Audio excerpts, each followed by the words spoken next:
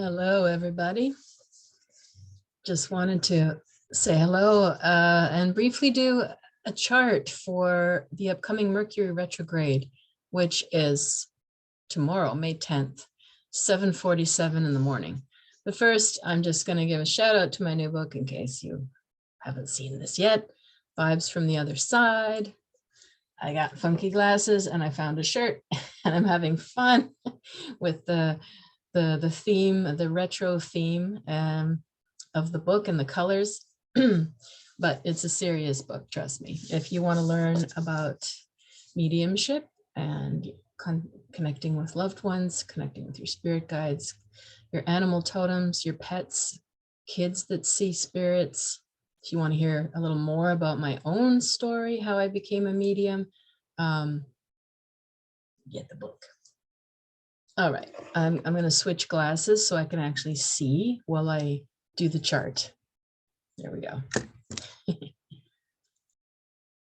There we go. It's a bit better. All right. So I haven't done this really. So hopefully you'll give me feedback if you enjoy this. And then when we get major planets moving into a new sign or retrograding, as well as our moons, I can do charts of them and we'll see what this particular Mercury retrograde might bring. Remember, Mercury retrograde is like a 3-week cycle and they happen 3 times a year. And a lot of people feel, you know, more people are aware of Mercury retrograde now and they'll call it, you know, they'll blame it for lots of things. Once you've been paying attention to them as many years as I have, and other astrologers, you'll know, or, you know, whatever, people that are just paying attention to them, you'll know some of them do play out in the classic way, meaning technology can screw up your computer.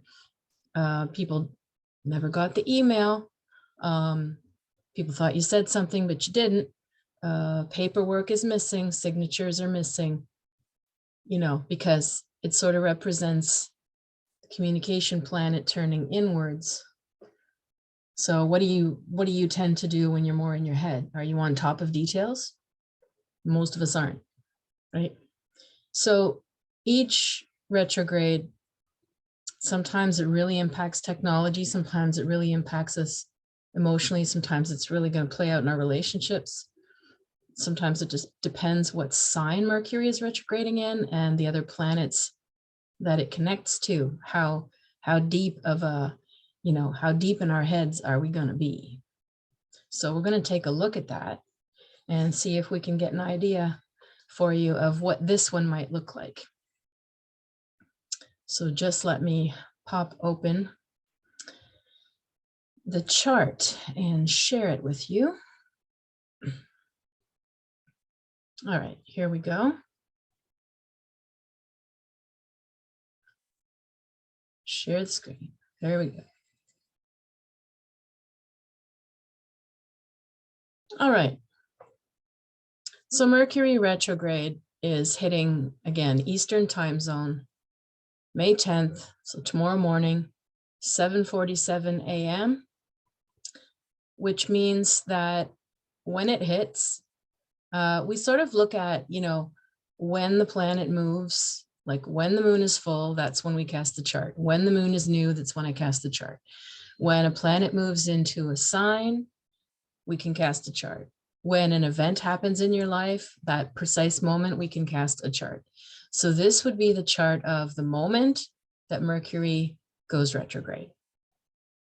So as you can see here, there is Mr. Mercury, and it is in Gemini, and it is in the 12th house. Not a happy place for that. Why? Mercury likes to talk. It likes to be stimulated mentally. Mercury in Gemini, that's where it's at home. Gemini is ruled by Mercury. So is Virgo, for different reasons. Gemini is more like that flexible, adaptable, quick-witted, funny, oh, I'm talking at a party. Oh, this person's in finance. Oh, this person's in the arts. Oh, this one likes humor. This one's very serious, flip flop, you know, adapting to whoever is there, switching subjects, being very current with world affairs, with like not in a deep way, but in a general way, knowing the pulse of what's going on. So I move from you to you to you. With you, oh, you want to talk about climate change. Oh, you want to talk about Amber Heard and Johnny Depp. Oh, you want to talk about Putin. Oh, you want to talk about COVID. And you'll have enough facts, you'll have enough going on, tip of your tongue, Mercury and Gemini, to switch like lightning and keep those conversations going, because you're informed enough to keep it going.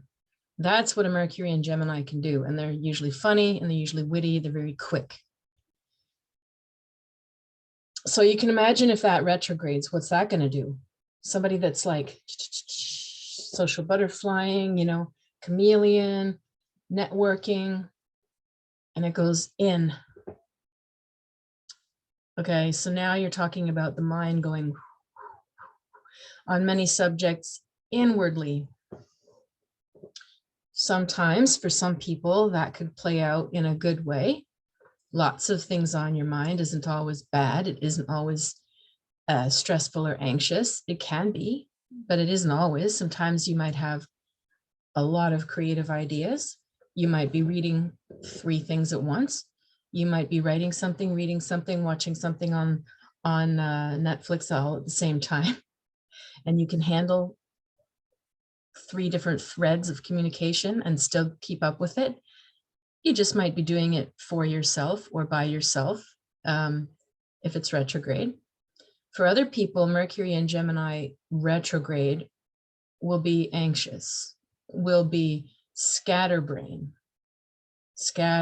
too many things going on left unsaid, too many things on your mind at once, can't keep track. And it might be a really good time to write things down.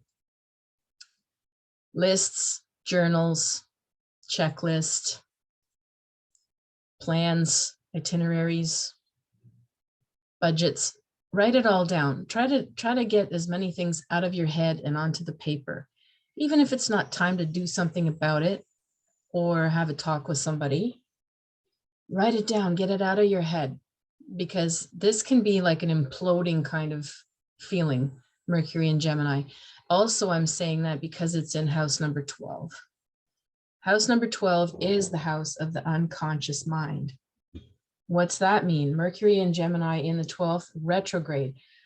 I would say expect to have a lot of subconscious stuff come up, random thoughts, weird dreams. Why am I thinking about them again?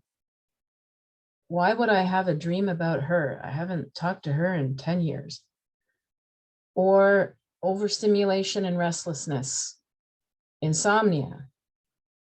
All because if the subconscious mind is this active and normally needs to be like extroverted and busy with it to release it, if it's not coming out, goes in, creates like or scatter, or a lot of internal chatter, or a lot of subconscious restlessness, dreams. I would expect people to have a lot of dreams with these planets. I'm also saying that because we have the North Node here also in Taurus, pretty close to Mercury, like 12 degrees, not, but still the node is in the 12th house. The Sun and Uranus are also in the 12th house for this chart. All of those things are like restless, like Uranus is restless. It's, you know, random and explosive and restless. Yeah. I'm going to say expect yourself to be, you know, restless and ants in your pants and get me out of here. I've got to do something. I've got to say something. You might feel pent up. Some of you, like I said, a lot of people might have a lot of dreams going on. Now, the good way that this could play out is your dreams could show you a lot right now. You could have some pretty stunning dreams that show you some insights, sudden insights. You might have a dream about yourself doing a project or working at something new, and you're like, I've never done that. And maybe it's leading you towards a future that you don't see. It could be predictive dreams. It could be showing you something about your true self.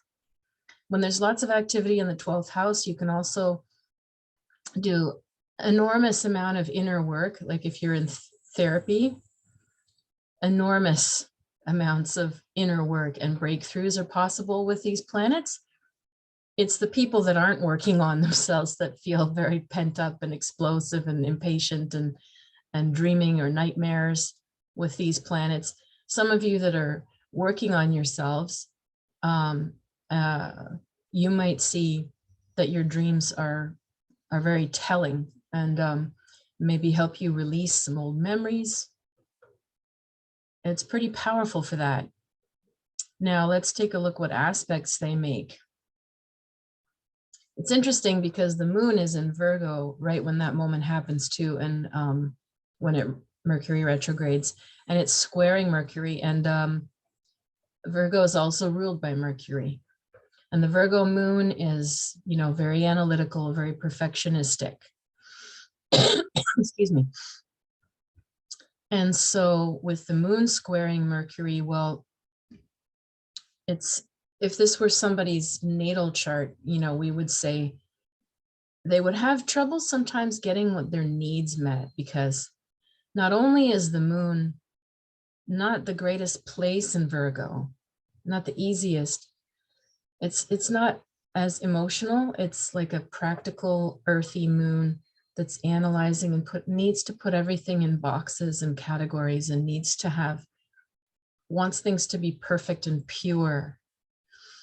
And so there's a lot of things that you need with the moon in Virgo. Your needs to be happy. You probably will think, oh, I need this to be in order. I need that to be that way in order to be happy. I need you to say it to me this way in order to be happy. You know, it puts like a precision, maybe a bit too much on something that's normally emotional. Like somebody might say to you with the moon in Virgo, oh, I need to have the house clean before I can have sex with my husband or my wife. Like that's the kind of moon in Virgo. Like I need, I don't know, I need an hour to be alone without you talking to me in the morning before I can give you a hug and a kiss. Good morning. You know, it's very detailed, and the things that it needs can feel very precise or like sort of nitpicky or to the partner. And then you've got it squaring off the Gemini Mercury, which, you know, loves to connect and loves to be light and playful and sort of elastic and jump from this topic to this and that. And the moon in Virgo would want it to be like, no, stop being so scattered, like stick to what we're talking about. I need you to like put things in order. And Gemini Mercury's like, oh, but squirrel, look at that over there. Yeah, but that's interesting. Yeah, I know, but we're talking about this right now. I need you to stay, you know, you'd have this push pull of like curiosity versus like, I need things to be. So what's that mean for Mercury retrograde phase? Well, are you having trouble getting your needs met? Are you having trouble knowing what you need? Are you realistic about your needs, or are you like, is there too much of a checklist of what you feel you need? Is it hard for you to communicate those needs to people right now? Moon in Virgo might also like to be alone, could be a very hermitish kind of moon, whereas Mercury in Gemini is really social butterfly often. So your needs of like, you know, privacy, public versus private, could be activated, although the moon is making a good aspect to the sun and Uranus in the 12th. So, you know, that could be helpful, getting those planetary energies of Sun Uranus activated, like, meaning, what does that mean? Okay, Sun Uranus and Taurus, trine the moon in Virgo. Maybe you go on some sort of organizing or cleaning spree. You know, Sun, Uranus, and Taurus wants to be practical, wants to get stuff done, wants to build a foundation. Moon in Virgo is very happy to plan it perfectly. Let's do it. Let's do it. Let's execute that plan. You know, so some of you might express the retrograde restlessness as like overdrive, super productive. Again, that Virgo moon, it all depends how you use it. Now, other thing going on is we've got Saturn is still squaring Sun and Uranus pretty directly. You know, we've talked about this in the other charts, and it'll come up again, I'm sure, when I do the eclipse, because it's a few days from now. You know, you've got these very fixed planets, fixed signs squaring off. So you get stubbornness, you get opposition, you get polarization, you get, you know, the one wants to restructure things and sort of make it progressive and maybe even a bit rebellious. And the Sun and Uranus and Taurus want things to be the way they knew it. They don't want to open their minds to something else and reform it, even though Uranus is forcing everybody to. So I think like these are just underlying tensions. Saturn Uranus square, you know, it's going to get even tighter, that square. Well, actually, I shouldn't say that. I'd have to look in the books. It's possible that it was already a direct, a more tight square than this one. Yeah, I'd have to look at the books, but it's an ongoing, you know, we've had this ongoing tension for a while now, like at least a year. And we see it, right? All these divisions and oppositional and stubborn stances and black or white or us or them or this or that. Like Saturn's also squaring the nodes, as you see. And we've mentioned this before as well. That's been going on for a while too. So, you know, you've got society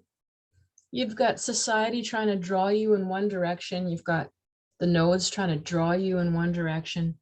You've got Saturn trying to draw you in another direction.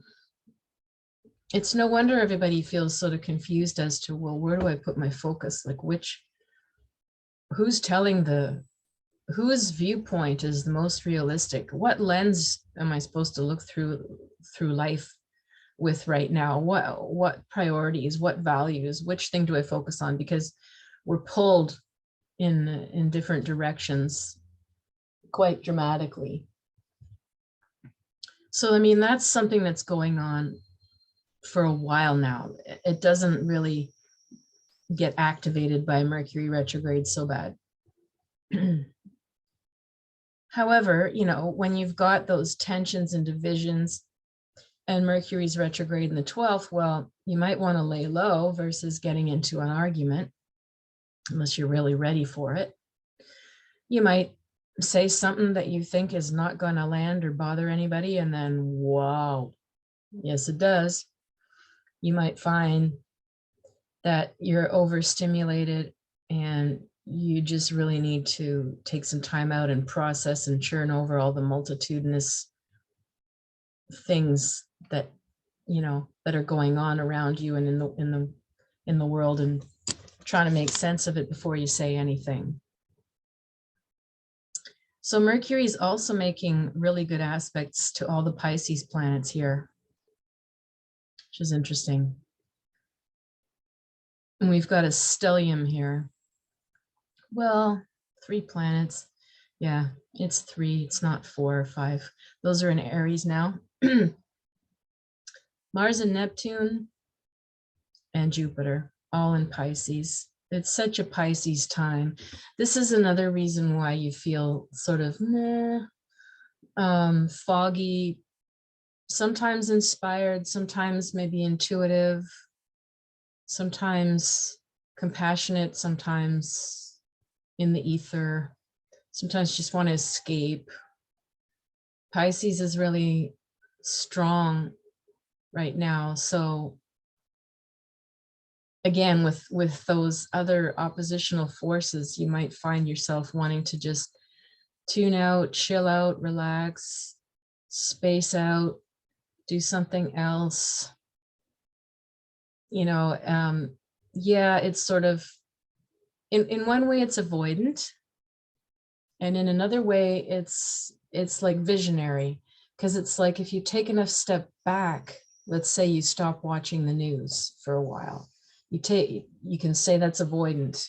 Maybe it is, maybe it isn't, but you avoid the news. Well, if you pull back and you stop watching so much, you're then going to get in touch with your own intuition. You can feel the pulse or the vibe of what's going on without watching the news, if you're tapped in. And Mars, Neptune, and Jupiter in Pisces is very tapped in. So this is a lot of why people might be like, oh yeah, I don't really pay attention. It doesn't mean they're not processing on a different level. And it's compatible here with the Mercury and Gemini. So it's interesting because it's also making a good aspect to our South Node in Scorpio. It's making good aspects to the North Node and to the Sun in Uranus and to Pluto. So if it's my advice here, I would say that would be a great solution, is pull back and give yourself a bit of space from whatever it is, whatever and whoever. Give some space. Let yourself reflect, meditate, write, journal, dream. Let things come to you on that level. It's very internal, Mercury retrograde. Let things come to you on a different level. Let your insight come to you maybe in a dream. You can say, show me what to do with so-and-so. And trust and see if you get a sign or a dream, or you feel like, yeah, a sign or a message, a symbol, a synchronicity, instead of breaking your head analyzing. It's going to be far easier on you to do that. The toughest thing here in the chart is probably that Virgo moon challenging it. Try to step out of the inner perfectionist, the hyper analytical, categorizing side of you, the judgmental side. Try to step out of that, because that's where the most conflictual thing is. And you're going to find yourself very frustrated that you can't get your needs met. So that's my little Mercury retrograde advice. And I hope if you have any questions or you feel like this stimulates you and you'd like a personal reading, you can reach me in the comments below through my Facebook page or just in the comments, and there'll be a link to my Patreon if you like my free content. So I hope you have a wonderful Mercury retrograde chapter, and I'll be back in a few days for the eclipse.